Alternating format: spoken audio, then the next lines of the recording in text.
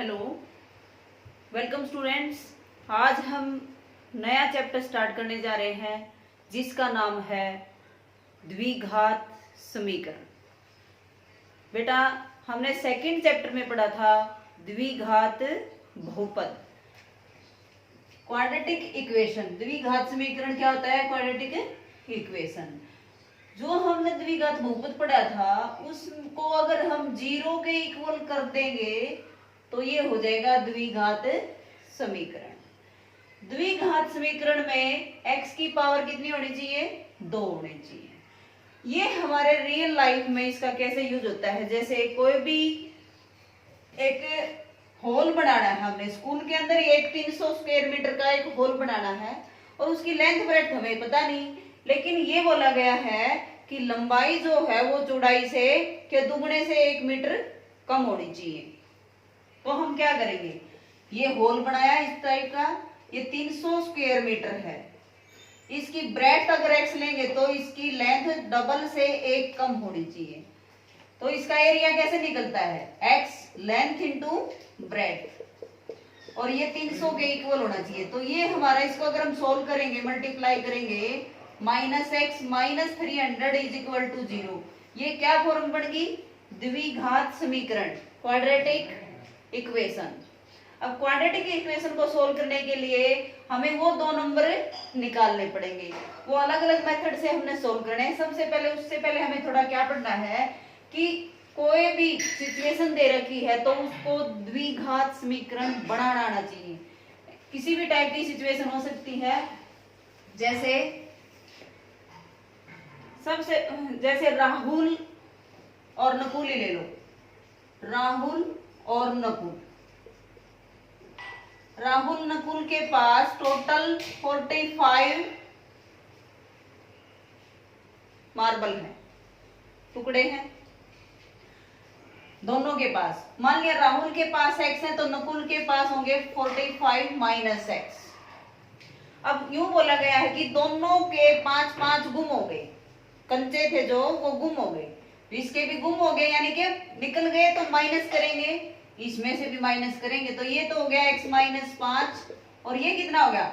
40 minus x, क्योंकि 45 में से 5 माइनस कर दिया। अब दोनों की प्रोडक्ट के बारे, प्रोडक्ट का मतलब मल्टीप्लाई, दोनों की गुणा जो है वो 124 आनी चाहिए।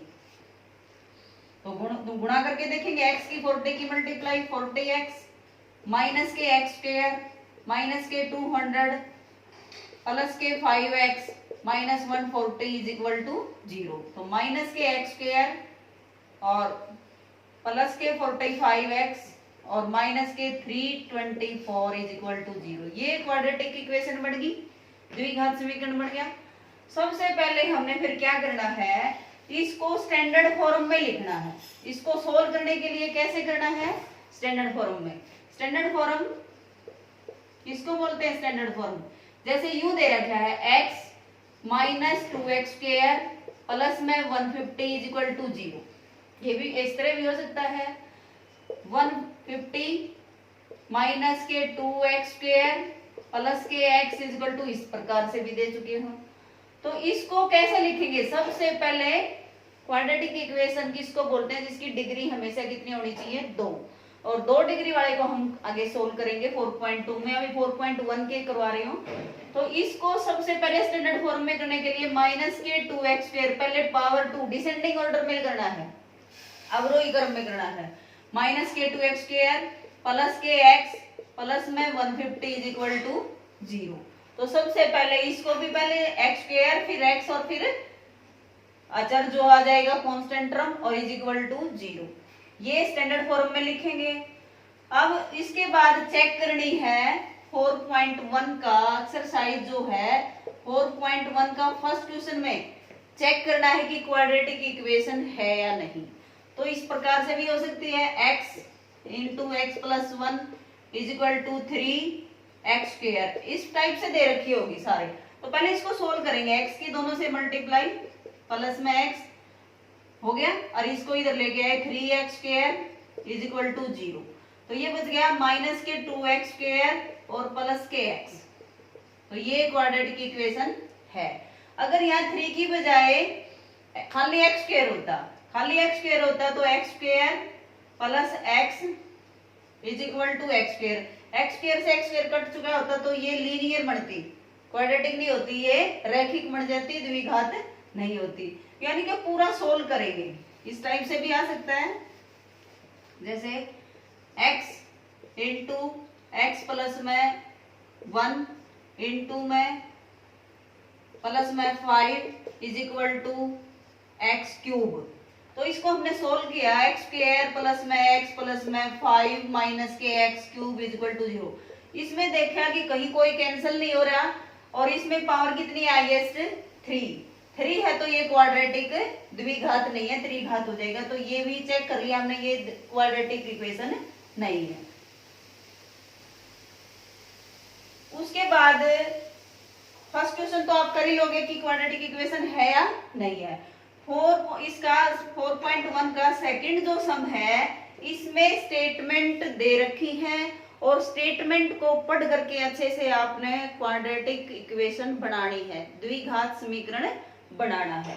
वो हम कैसे बनाएंगे, जैसे एक क्वेश्चन दे रखा है कि एक रेक्टेंगल है, आयत है, उसका एरिया दे दिया 528 मीटर स्क्वायर, कितना दे दिया 528, और इसकी लेंथ और ब्रेड्थ के बारे में बता दिया, लंबाई और चौड़ाई के बारे में बता दिया।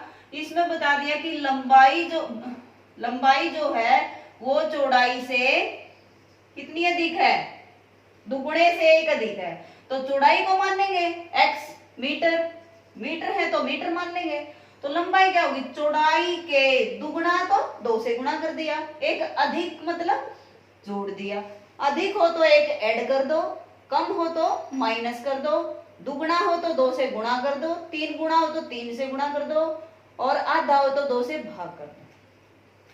और इनका क्षेत्रफल कैसे निकलता है, लंबाई और ये हो गया गुणा चौड़ाई, और किसके इक्वल 528 के इक्वल।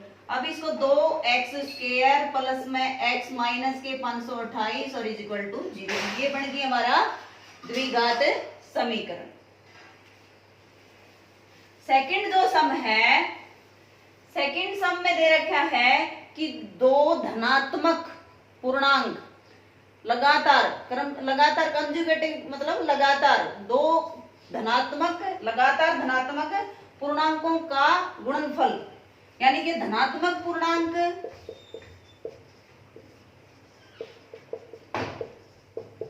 मान लिया, एक पहला x मान लिया, लगातार का मतलब नेक्स्ट अगला क्या होगा, अगला धनात्मक पूर्णांक क्या होगा भाई, x प्लस में 1। अब प्रश्नानुसार क्या बोला इसने, दोनों का गुणनफल का मतलब पहला x और दूसरा x प्लस 1, दोनों का गुणनफल 306 है, तो इज इक्वल टू 306 रख दिया। अब इसको मल्टीप्लाई कर दो, x से गुणा करेंगे, x की 2 1 से करेंगे, 306 को इधर ले आएंगे, इज इक्वल टू 0, ये हमारा बन गया द्विघात समीकरण। तीसरा सम है रोहन और रोहन की मदर की जो आयु है वो रोहन से 26 साल ज्यादा है, वर्तमान आयु। माना रोहन की वर्तमान आयु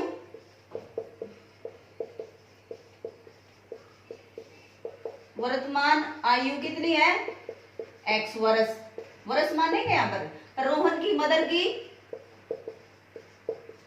की माता की वर्तमान आयु 26 प्लस x, क्योंकि वो 26 साल बड़ी है उससे। फिर प्रश्नानुसार लिख देंगे, आगे बढ़ेंगे, प्रश्न के अनुसार हम चलेंगे। ये रोहन की अब से 3 साल बाद, जैसे रोहन अब x साल का था, जैसे अब हम 40 के हैं तो 3 साल बाद कितने हो जाएंगे, 43 के। अगर आप 18 के हैं तो 3 साल बाद कितने हो जाएंगे, 21 के।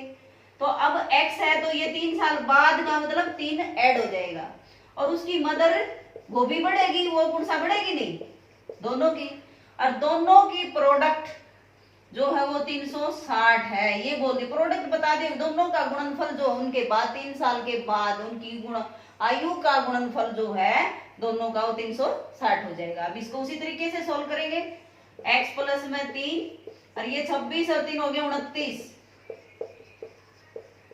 अब इसकी x की पहले दोनों से गुणा करेंगे, 29 की और x की, 29x और x की गुणा x स्क्वायर, 29 तिये 87 और 3 की और x की गुणा माइनस के 360 और राइट साइड हम 0 छोड़ देंगे भाई। अब x स्क्वायर वाला देखा एक ही है, x स्क्वायर, फिर x वाले काउंट कर दिए, 29 और 3 कितने हो गए 32x, और प्लस के 87 और माइनस के 360 इनको हम इकट्ठा कर देंगे तो ये भी एक द्विघात समीकरण बन गया भाई। अब एक लास्ट रहता है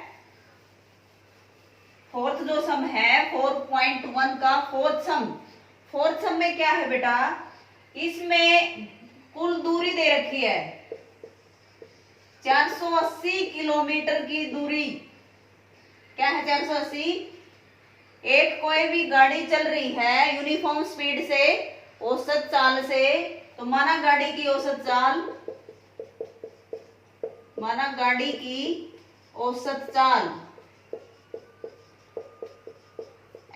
को हम लिखते हैं हमेशा किलोमीटर प्रति घंटा में या मीटर प्रति सेकंड में। तो माना गाड़ी की औसत चाल x मान ली। अब ये यूं कह रहा है कि 480 की दूरी तय करने में अगर उसकी चाल को बढ़ा दें, कितना बढ़ा दें, पहले से कम कर दें।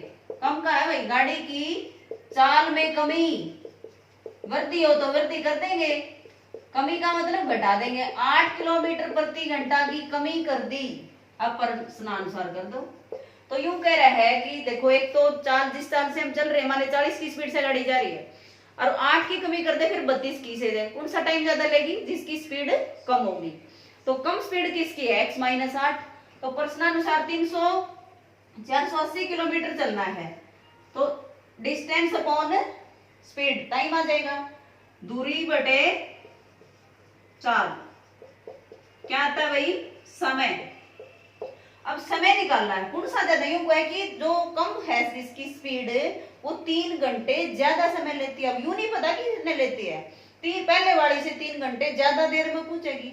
तो 480 कम स्पीड होगी x माइनस 8, क्योंकि 8 घट रही है, और यो भी समय आ गया भाई। अब यूं नहीं पता कितना आया, इसमें से अगर यूनिफॉर्म स्पीड का समय यो भी एक समय आ गया, ये वाली 3 घंटे ज्यादा समय लेती है, तो इज इक्वल टू 1।